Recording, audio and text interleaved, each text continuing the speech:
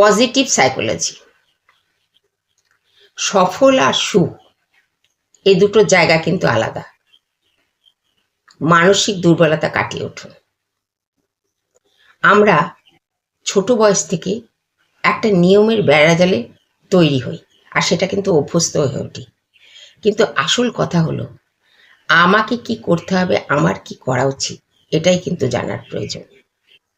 ঘড়ির সময় দেখে নিয়ন্ত্রণ না করে নিজের অ্যাক্টিভিটিটা যদি ঠিক রাখা যায়, তাহলে কিন্তু সময় মতো সব কিছু ঠিক করে নেওয়া যেতে পারে, তাই না? মানসিক স্বাস্থ্যের দিকে খেয়াল রাখুন। আতঙ্ক, ভয়, নানান সমস্যায় মানুষ আজ জর্জরিত। জীবন থেকে খুশি যেন উধাও। আপনার জীবনে হয়তো কোনো কিছুই কম নেই।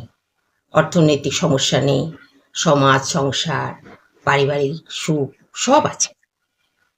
কিন্তু এই সার্বিক ভালোবাসা আর আপনার মনের খুশি, এটার মধ্যে কিন্তু একটা তফাৎ আছে।